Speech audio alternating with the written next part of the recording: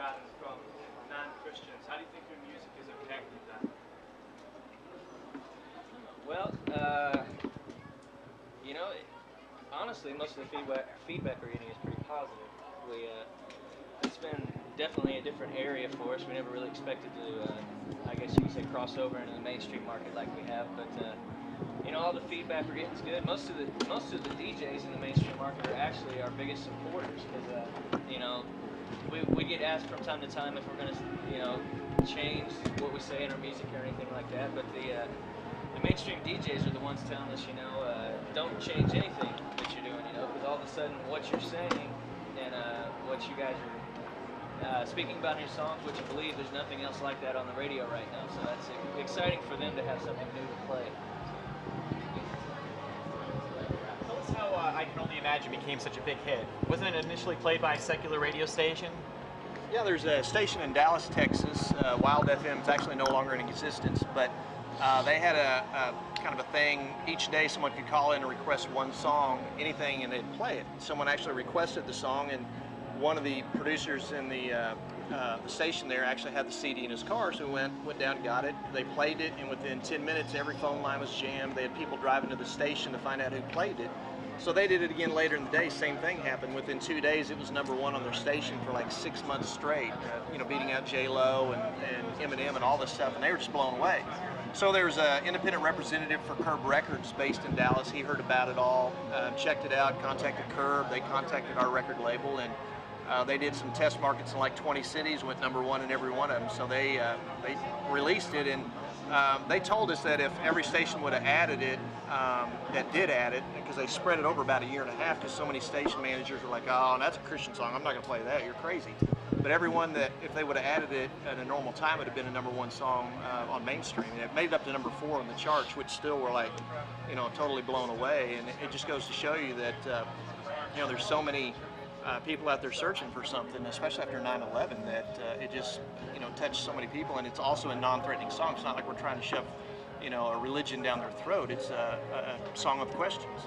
And so the response has been totally positive, and the DJs have actually said it opened up so many new doors to their studio through different people that they said, anything you give us, we want to support you and play it because you've done so much for our station.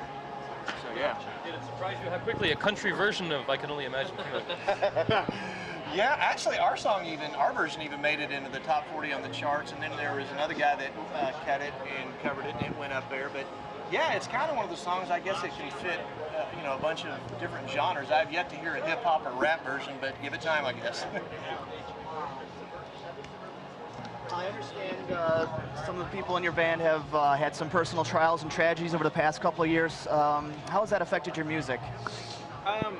You know, we write, as most songwriters do, about what you go through, and there was a period, well, first of all, I can only imagine when Bart wrote about his father, who he lost back, I guess in the early 90s to cancer, and we wrote it in '99 for an independent project of ours.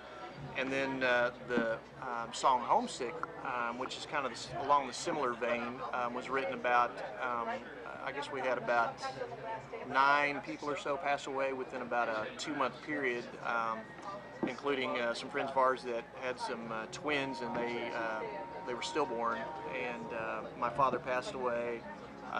Bart's uncle passed away, and then the kind of the final thing was Bart's 20-year-old brother-in-law was killed in a car crash. And so it's a song written from the standpoint of an earthly's perspective, where imagine, you know, you're in heaven wondering what it's going to be like. This is more on the subject of us being in earth, just, you know, being homesick for, you know, where we really belong, and homesick for our family.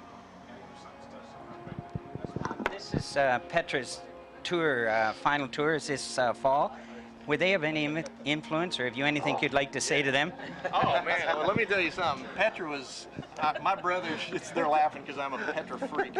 My brother gave me a cassette years ago, and it was a bunch of, just a collage of different artists, and it was Amy Grant's first stuff, and whatever, and there's a song from Petra called Sally, and it was off their second album called Come and Join Us, and that got me hooked on Christian music. I was like, Christian music can be cool. And so from then on, I went out in the very first Petra concert. My dad gave me a $100 bill because that's all he had, and I spent $102 because I borrowed $2, and I got just destroyed when I got home because I had every shirt and all that. So Petra was one of the biggest influences in my life growing up, for sure. Yeah, I don't think there's any one of us that really weren't affected by Petra in some way. I mean, I can remember sitting and watching one of their old videos, you know, long form concert videos with my brother, and every night we would watch that video. So, and that was one of the first bands I listened to. You know, when I started getting into Christian music, so they helped me immensely. Yeah. And I'd actually counted. I'd seen them 18 times in concert. Believe it or not. Could you tell us about any upcoming projects?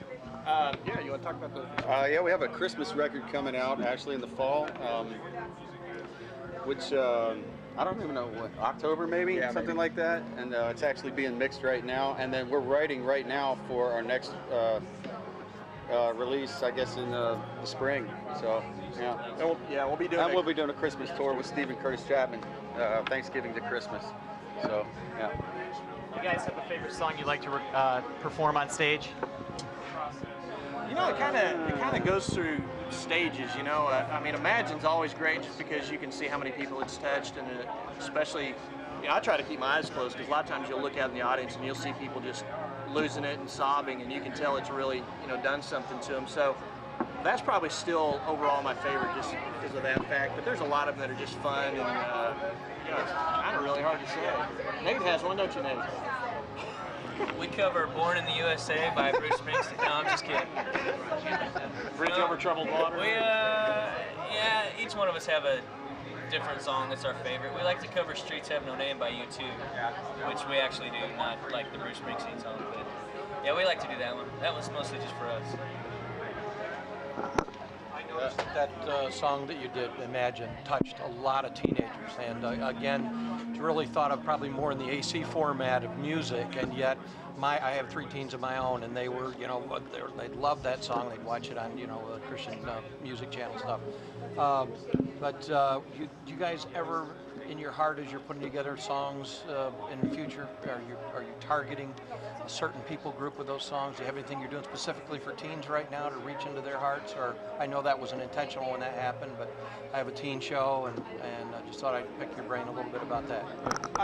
You know, musically, our stuff is getting a little progressive, more toward the rock side, but it's still something that all of our fan base from 5 years old to 85 really love, because I think lyrically it touches everybody, whether you're, you know, young or old, because it's we're dealing with stuff that Christians and non-Christians, you know, go through, and so again, we're not trying to, you know, shove anything down anybody's throat. So I think it's one of those things that's embraced by everybody, and we don't really write toward a particular